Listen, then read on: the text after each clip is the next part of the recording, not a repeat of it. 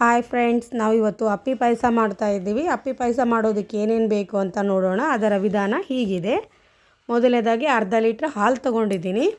ಹಾಗೆ ಒಂದು ಬಟ್ಲು ಸಕ್ಕರೆ ನಿಮಗೆ ರುಚಿಗೆ ತಕ್ಕಷ್ಟು, ಅಂದರೆ ಸಿಹಿ ಬೇಕಂದರೆ ಸಿಹಿ, ಸ್ವಲ್ಪ ಮೈದಾ ಹಿಟ್ಟು, ಒಂದು ಸ್ವಲ್ಪ ಬಾದಾಮ್ ಪುಡಿ, ಗಸಗಸೆ, ಇದರಲ್ಲಿ ಗೋಡಂಬಿ ದ್ರಾಕ್ಷಿ ಇಟ್ಟಿದ್ದೀನಿ.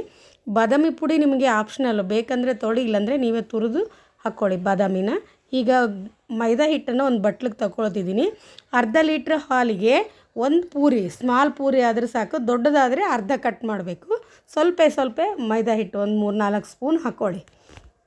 ಸ್ವಲ್ಪ ಏನು ಹಾಕದೇನೆ ಬರೀ ನೀರು ಮಾತ್ರ ಹಾಕ್ಕೊಂಡು ಕಲಿಸ್ಕೋಬೇಕು. ಯಾಕಂದರೆ ಇದು ಹಾಲಲ್ಲಿ ಹಾಕೋದ್ರಿಂದ ಇದಕ್ಕೆ ಉಪ್ಪು ಎಣ್ಣೆ ಏನು ಹಾಕಬಾರ್ದು. ಸ್ವಲ್ಪನೇ ನೀರು ಹಾಕ್ಕೊಳ್ತಾ ಮಿಕ್ಸ್ ಮಾಡ್ಕೋಬೇಕು. ನೀಟಾಗಿ ಗಟ್ಟಿಯಾಗಿ ಕಲಿಸ್ಕೋಬೇಕು. ಇದು ಚಪಾತಿ ಹಿಟ್ಟಿನಕ್ಕಿಂತ ಸ್ವಲ್ಪ ಗಟ್ಟಿಯಾಗಿ ಕಲಿಸ್ಕೋಬೇಕು.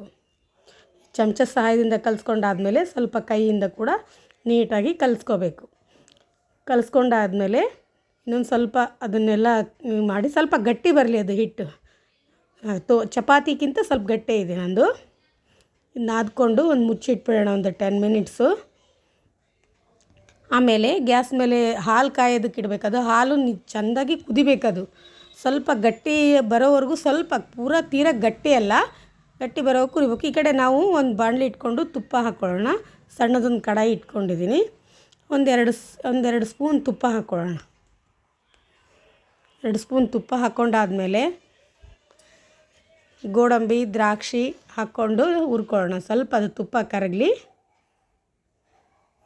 ತುಪ್ಪ ಕರಗೋವರೆಗೂ ವೇಟ್ ಮಾಡಿ. ಒಂಚೂರು ಕರಗಿದ್ರೆ ಸಾಕೋದು. ಇವಾಗ ಗೋಡಂಬಿ ದ್ರಾಕ್ಷಿ ಕಟ್ ಮಾಡಿ ಇಟ್ಕೊಂಡಿದ್ವಲ್ಲ, ಅವನ್ನ ಹಾಕೋಣ. ಅದರಲ್ಲಿ ಬಟ್ಲಲ್ಲಿ ಇಟ್ಕೊಂಡಿದ್ವಲ್ಲ, ನಿಮ್ಗೆ ಎಷ್ಟು ಬೇಕೋ ಅಷ್ಟು ಹಾಕ್ಕೋಬೋದು ಗೋಡಂಬಿ ದ್ರಾಕ್ಷಿ, ಅಥವಾ ಬೇಡ ಅಂದರೂ ಕೂಡ ಬಿಡ್ಬೋದು. ರುಚಿಗೆ ಅದು ಗೋಡಂಬಿ ದ್ರಾಕ್ಷಿ ಏನೋ ಬಾಯಲ್ಲಿ ಸಿಗಬೇಕದು ಗೋಡಂಬಿ ದ್ರಾಕ್ಷಿ ಅಂತ ಹಾಕ್ಕೊಳ್ಳೋದು. ಈಗ ಹಾಲು ಕಾದಿದೆ, ಕುದಿತಾ ಇತ್ತು. ಗ್ಯಾಸ್ ಆಫ್ ಮಾಡಿದ್ದೀನಿ. ಈಗ ಗೋಡಂಬಿ ದ್ರಾಕ್ಷಿ ಹುರ್ಕೊಂಡಿದ್ವಲ್ಲ, ಅದಕ್ಕೆ ಹಾಲಿಗೆ ಸಕ್ಕರೆ ಹಾಕ್ತಾಯಿದ್ದೀನಿ. ಅದು ಚೆನ್ನಾಗಿ ಕುದ್ದಿತ್ತು. ಸಕ್ಕರೆ ಹಾಕಿದ್ದು ಒಂದು ಇದು ಮಾಡಿದರೆ ಸಾಕು. ಆಮೇಲೆ ಇವೆಲ್ಲ ಹಾಕಿಂದು ಕುದಿಸ್ತೀವಿ. 1 ಸ್ಪೂನ್ ಕಸಕಸೆ ಹಾಕ್ತಾಯಿದ್ದೀನಿ. ಅದು ನಿಮ್ಗೆ ಆಪ್ಷನಲ್. ಕಸಕಸೆ ಬೇಕಂದರೆ ಹಾಕ್ಕೋಬೋದು. ಈಗ ಬೇಸಿಗೆ ಟೈಮ್ ಅಲ್ವಾ, ಸ್ವಲ್ಪ ತಂಪಾಗುತ್ತಂತೆ. ಅದನ್ನು ಕರ್ಕೊಂಡಿದ್ದನ್ನು ನಾನು ಹಾಲಿಗೆ ಹಾಕ್ತಾಯಿದ್ದೀನಿ. ಈಗ ಅದು ಹಾಲಿಗೆ ಹಾಕಿದ್ದೀವಲ್ಲ, ಸ್ವಲ್ಪ ಮಿಕ್ಸ್ ಮಾಡೋಣ ಹಾಲನ್ನು. ಗೋಡಂಬಿ ದ್ರಾಕ್ಷಿ ಕಸಕಸೆ ಆಮೇಲೆ ಸಕ್ಕರೆ ಕೂಡ ಹಾಕಿದ್ವಲ್ಲ, ಅವಾಗ ಮಿಕ್ಸ್ ಮಾಡಿರಲಿಲ್ಲ, ಇವಾಗ ಮಿಕ್ಸ್ ಮಾಡಿಟ್ಟಿದ್ದೀವಿ. ಈ ಕಡೆ ಮತ್ತೆ ಕಡಾಯನ್ನು ಇಟ್ಕೊಳ್ಳೋಣ. ಕಡಾಯಿ ಇಟ್ಕೊಂಡು ಅದನ್ನು ಒಂದು ಪೂರಿ ಟೈಪ್ ತೆಳ್ಳಕ್ಕೆ ಲಟ್ಟಿಸ್ಬೇಕು. ಈಗ ಬಾದಾಮ್ ಪುಡಿ ಹಾಕ್ತಾಯಿದ್ದೀನಿ. ಇದು ನಿಮ್ಗೆ ಆಪ್ಷನಲ್, ನನಗಿತ್ತು ನಾನು ಹಾಕಿದ್ದೀನಿ. ನಿಮ್ಗೆ ಬೇಕಂದರೆ ಹಾಕಿ, ಇಲ್ಲಾಂದರೆ ಬಾದಾಮಿನೇ ಮಿಕ್ಸಿ ಮಾಡಿ ಹಾಕ್ಕೋಬೋದು. ಇವಾಗ ಹಿಟ್ಟು ಅದು ಕಲಸಿದ್ವಲ್ಲ ಹಿಟ್ಟು, ಸಣ್ಣ ಚಿಕ್ಕದಾಗಿ ಒಂದು ಪೂರಿ ಲಟ್ಟಿಸ್ಕೊಳ್ಳೋಣ ಲಾಟಣಿಗೆಯಿಂದ. ಸ್ವಲ್ಪ ಎಷ್ಟು ಬೇಕಷ್ಟು, ಅಂದರೆ ತೀರಾ ತೆಳ್ಳಗೆ ಲಟ್ಟಿಸ್ಕೋಬೇಕು. ನೀವು ಶಂಕರಪೋಳೆ ಅದೆಲ್ಲ ಕಟ್ ಮಾಡಿ ಇದು ಮಾಡ್ತೀರಲ್ಲ, ಅದರಂಗೆ ಅದು ದಪ್ಪ ಮಾಡಿದರೆ ಇದು ಪೂರ್ತಿ ತೆಳುವಾಗಿ ಲಟ್ಟಿಸ್ಕೋಬೇಕು. ಸ್ವಲ್ಪ ಒಣ ಹಿಟ್ಟನ್ನು ಹಾಕ್ಕೊಂಡು ನೀಟಾಗಿ ತೆಳುವಾಗಿ ಲಟ್ಟಿಸ್ಬೇಕು. ಪೂರಾ ತೆಳುವಾಗಿರಬೇಕು. ಕೈಯಿಂದ ಮುರಿದ್ರೆ ಕ್ರಿಸ್ಪಿಯಾಗಿರಬೇಕು ಅವೆಲ್ಲ. ನಂದು ಸ್ವಲ್ಪ ದೊಡ್ಡದೇ ಆಯಿತು ಪೂರಿ. ತೆಳುವಾಗಿ ಲಟ್ಟಿಸ್ತಾ ಹೋಗ್ಬೇಕು. ಕೆಳಗಡೆ ಒಂದು ಸ್ವಲ್ಪ ಹಿಟ್ಟು ಹಚ್ಕೊಂಡು. ಇವಾಗ ನೋಡಿ ಹೇಗಾಗಿದೆ ಅಂದರೆ ತೆಳುವಾಗಿದೆ. ಪೂರ್ತಿ ತೋರಿಸ್ತಾ ಇದ್ದೀನಿ ನೋಡಿರಿ. ಈ ಥರ ತೆಳುವಾಗಿರಬೇಕು.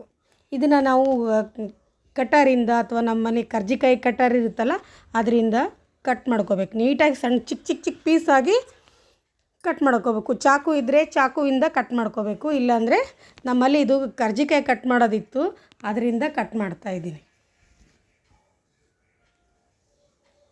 ನೀಟಾಗಿ ಕಟ್ ಮಾಡಿ ಅವು ಪೀಸ್ಗಳನ್ನು ಎಣ್ಣೆ ಕಾದಿದೆ ಇಲ್ಲ ನೋಡಿಕೊಂಡು ಆ ಪೀಸ್ಗಳನ್ನು ಒಂದೊಂದೇ ಪೀಸ್ಗಳನ್ನು ನಾವು ಅದರಲ್ಲಿ ಹಾಕ್ಕೋಬೇಕು. ಎಷ್ಟು ಎಣ್ಣೆಲಿ ಹಿಡಿಯುತ್ತೆ ಅಷ್ಟು.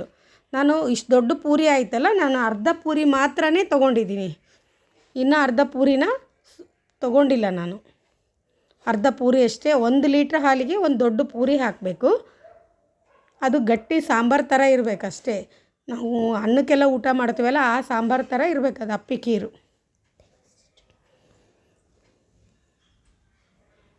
ಈಗ ಹಾಲು ಕೂಡ, ಅದು ಸಕ್ಕರೆ ಕೂಡ ಕರಗಿದೆ. ಎಲ್ಲ ಡ್ರೈ ಫ್ರೂಟ್ಸ್ ಕೂಡ ಮಿಕ್ಸ್ ಆಗ್ತಾಯಿದೆ. ಇನ್ನೊಂದು ಸಲ ಮಿಕ್ಸ್ ಮಾಡ್ತಾಯಿದ್ದೀನಿ ಸ್ಪೂನಿಂದ. ಈ ಕಡೆ ಇವು ಕೂಡ ಆಗಿದ್ದಾವೆ ನೋಡಿ.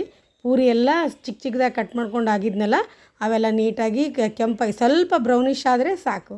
ಪೂರ್ತಿ ಏನು ಆಗಬೇಕಂತಿಲ್ಲ. ಬೇಕಂದರೆ ಸ್ವಲ್ಪ ಬ್ರೌನಾಗಿಯೂ ಮಾಡ್ಕೋಬೋದು, ಬೇಡಂದ್ರೆ ಬಿಡ್ಬೋದು. ಇವಾಗ ಆಗಿದೆ ನೋಡಿ, ಪೂರಿ ಆಗಿದಾವೆ. ಪೂರಿ ಕಟ್ ಮಾಡಿದ್ವು. ಅವನೊಂದು ಪ್ಲೇಟಿಗೆ ತೆಗೆದಿಟ್ಕೊಳ್ಳೋಣ. ನಾ ಅರ್ಧದಕ್ಕಿಂತ ಸ್ವಲ್ಪ ಪೂರಿ ಕಟ್ ಮಾಡಿ ಹಾಕಿದ್ದೆ, ಅರ್ಧದಕ್ಕಿಂತ ಸ್ವಲ್ಪ ಕಡಿಮೆ ಹಾಕಿದ್ದೆ. ಈಗ ಇನ್ನೊಂದು ಸ್ವಲ್ಪ ಪೂರಿ ಕಟ್ ಮಾಡಿದ್ದನ್ನು ಇನ್ನೊಂದು ಟ್ರಿಪ್ಪು ಕರ್ಕೋಬೇಕು. ಇದು ತೆಗೆದ ತಕ್ಷಣ ಅದನ್ನು ಹಾಕಿ ಇನ್ನೊಂದು ಸ್ವಲ್ಪ, ಈಗ ಇನ್ನೊಂದು ಸ್ವಲ್ಪ ಒಂದು 5-6 ತುಣುಕುಗಳನ್ನು ಹಾಕಿ ಕರಿತಾಯಿದ್ದೀನಿ. ಅವಿಷ್ಟು ಕರೆದು ಇದಿಷ್ಟು ಪೂರಿ ಇಲ್ಲಿ ಕೆಳಗಡೆ ತೋರಿಸ್ತಾ ಇದ್ದೀನಲ್ಲ, ಒಂದು ಪೂರಿಯಲ್ಲಿ ಅದು ಅರ್ಧದಕ್ಕಿಂತ ಸ್ವಲ್ಪ ಕಡಿಮೆ ನಾನು ತೆಗೆದಿದ್ದೀನಿ. ಯಾಕಂದರೆ ಅಪ್ಪಿ ಪಾಯಸ ತೀರಾ ಗಟ್ಟಿ ಆಗಿಬಿಡುತ್ತಂತೆ. ಹಿಂಗೆ ಕೈಯಿಂದ ಹಿಂಗೆ ಮುರಿದು ಹಾಕ್ಬೇಕು ಅವನ್ನ. ಸ್ವಲ್ಪ ಕೈಯಿಂದ ನಾವೆಲ್ಲ ಹಿಂಗೆ ಕ್ರಿಸ್ಪಿ ಆಗಿದೆ ಇಲ್ಲ ಅಂತ ನೋಡ್ತೀವಲ್ಲ, ಆ ಥರ ಕೈಯಿಂದ ಕ್ರಿಸ್ಪಿ ಥರ ಬರೋ ಹಾಗೆ ಈ ಥರ ತುಂಡುಗಳನ್ನು ಮಾಡಿ ಹಾಕಬೇಕು. ಅಂದರೆ ನೀಟಾಗಿ ಅದರಲ್ಲಿ ಹಾಲಲ್ಲಿ ಮಿಕ್ಸ್ ಆಗುತ್ತೆ. ಅದು ತಿನ್ನೋದಕ್ಕೆ ತುಂಬ ಚೆನ್ನಾಗಿರುತ್ತೆ. ಈ ಥರ ಸ್ವಲ್ಪ ಗಟ್ಟಿ ಆಗೋವರೆಗೂ ಸ್ವಲ್ಪ ಗಟ್ಟಿ ಆಗುತ್ತೆ ಫ್ರೆಂಡ್ಸ್. ಒಂದು 5 ನಿಮಿಷ ಕುದ್ರೆ ಗಟ್ಟಿ ಆಗುತ್ತೆ. ಈಗ ರೆಡಿ ಆಯ್ತು ನೋಡಿ, ತಿನ್ನಲು ಸವಿಯಾದ ಸಿದ್ಧವಾದ ಪಾಯಸ. ಪ್ಲೀಸ್ ಸಬ್ಸ್ಕ್ರೈಬ್ ಮಾಡಿ ಫ್ರೆಂಡ್ಸ್, ಲೈಕ್ ಮಾಡಿ, ಶೇರ್ ಮಾಡಿ.